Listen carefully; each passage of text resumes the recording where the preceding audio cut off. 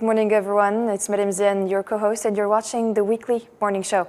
The ongoing battle in Sudan is plunging the nation in chaos. The fierce fighting resulted in at least 512 deaths and 4,200 injuries since it began on April 15.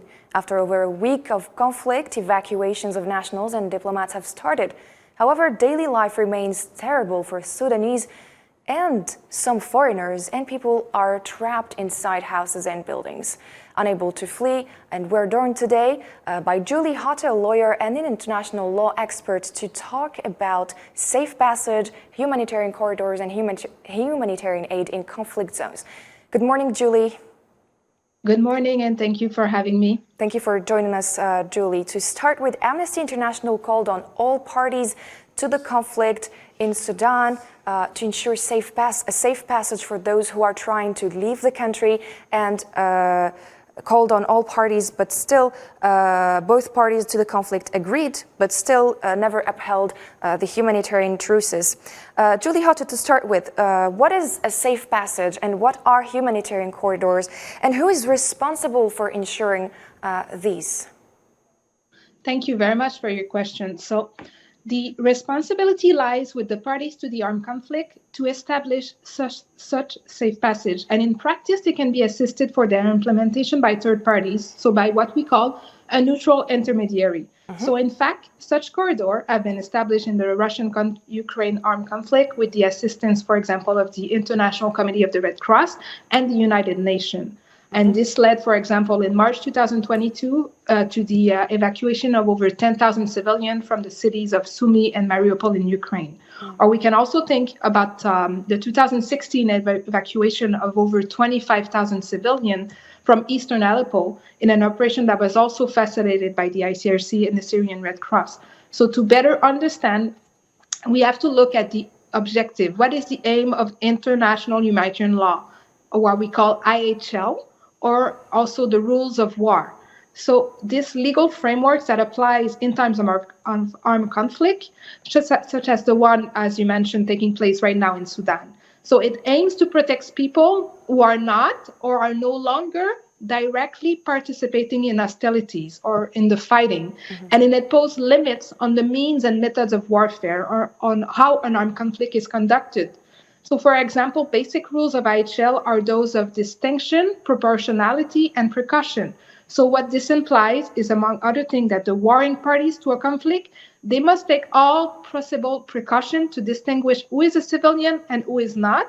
And they must also do everything possible to not harm civilian and civilian infrastructure. So we can think about school, hospital. And when they use armed force, they should make sure that it's proportionate and calculated to harm only identified legitimate military target without harming any civilian. So an example of this is a party to an armed conflict cannot decide to bombard a whole village just because it has information that one enemy soldier is present in this village. So those engaged in the fighting must ensure that IHL rules on the conduct of hostilities are respected in order to protect civilians. And they should also ensure that humanitarian assistance can reach those in need. So humanitarian safe passage are therefore an agreement between the parties to the conflict to allow for the safe passage of civilian, of humanitarian assistance for a limited time in a specific geographic area. But what is important is that civilians are civilian at all time and in all place. So this is the most essential point to remember. This includes that those civilians that stay behind, even when the safe passage expires, remain civilian and they should be protected. All right. And according to your expertise, Julie Hotte, and according to international law, are these safe passages and humanitarian corridors considered as legal in conflict zones? So under IHL, safe passage are not expressly defined, but they are, however, considered legal as long as they are conducted in conformity with other rules applicable in times of armed conflict. So I wish to stress that it's important to talk about safe passage for civilians to get away from war zone or on having an opportunity to safely escape an encircled town, rather than using other terminology like humanitarian corridor, because these terminology do not grasp as much the rationale behind the idea of setting up such mechanism. Right. So what we can say is clearly defined by the law of war is the fact that civilians are protected, notably from the effect of hostilities, from the fighting, wherever they are, and that all impartial humanitarian organizations, so we can think about UN agency like the WFP, the World Food Program, the ICRC, Doctor Without Borders, MSF, they are entitled to provide humanitarian assistance to people in need. So in situation of armed conflict to which IHL exclusively apply, we can say that humanitarian access is strictly regulated, defined in IHL, and consequently safe passage are allowed. And it is important to also understand that there are two dimensions on humanitarian access. So there's the right to access to all victims of the conflict, wherever and whomever they are inside an armed conflict. And the second part is the right of impartial humanitarian organizations to conduct their activity, to have a freedom of movement, to exercise their function, and of course not to be subject to any attack or arrestation while they will carry out their humanitarian and medical work. All right. Since you have mentioned the terminology and you said it's preferable to use the term or the word safe passage, what is the difference between a safe passage and a humanitarian corridor? So basically, they are the same. It's just a terminology that's been used.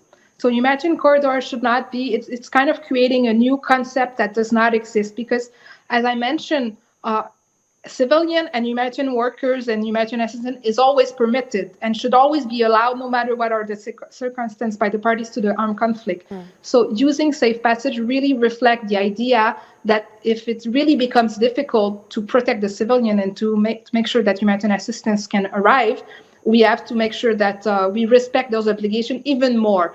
But when we talk about humanitarian corridor, it's like we're talking about a new concept that we need to allow the assistance to come in or civilian to be protected, while it's always a rule to be respected. I don't know if this is clear enough to understand the difference. So it's really, we need to focus more on safe passage and not corridor, because once the safe passage is finished, all the protection remain, and some parties to the conflict have thought that as when it's over, then they can just do whatever they want and they can bombard everything without any distinction, which is not what should happen according to IHL. Understood. And can these passages be used for delivering assistance? And are they actually safe for people who wish to flee? So yes, of course, safe passage can allow civilians to leave, but also humanitarian assistance to come in. And they can also allow for evacuation of the wounded, sick, or dead.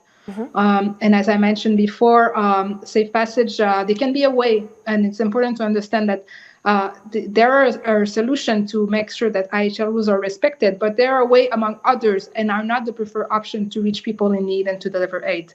However, the complexity of the design and the implementation of safe passage may not establish them as the most practical solution. And I come down now to your second part of the question about the risk of such safe passage. So theoretically, they should not be risky. But actually, we have seen that they can be extremely dangerous. They're an important, if I can say, last resort measure, because what they can leave behind can be awful. And what is most important is that the protection of civilians can never be time limited. They always remain an obligation after the safe passage expire. So we have seen, unfortunately, over the past decade, really awful example where a town or a city has been surrounded by an attacking force. Messages were passed that there would be a 2-3 days or 1 week humanitarian window, or what they sometimes refer to humanitarian corridor or ceasefire, for civilians to leave safely. But it turns out in the end that the safe evacuation was not performed. It was not safe at all. And when the time was up, when it was finished, this window was closed, the attacking force claimed that, okay, now everybody has left and everyone who would be behind is considered not a civilian. And so then this led to total indiscriminate bombing, killing, maiming thousands of people. So we have to remember some of the people who will stay behind, who will not use this window to get out of the armed conflict zone. They are still civilian. There's a lot of medical staff. They want to continue running hospital. They want to stay there. You can have elderly people or families with young infants who do not want to make the journey, people who have lived their whole life in one place and do not want to leave. There's also people with injuries or chronic condition or patients in hospital who cannot be moved. So when the safe passage is over, they do not stop being civilians. And the attacking force, they don't stop being obliged to take all precautions to avoid harming them. But we have seen, as I described before, a situation where they slaughtered and under indiscriminated bombing or shelling a lot of civilians. So if parties agree to this safe passage, which will always be prescribed in space and time, they are never indefinite. It can enable the warring parties to feel more confident also about blocking humanitarian aid to get in at other time.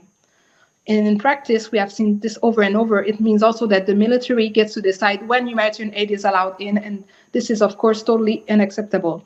So I would like to conclude by stressing that safe passage must not be the only solution.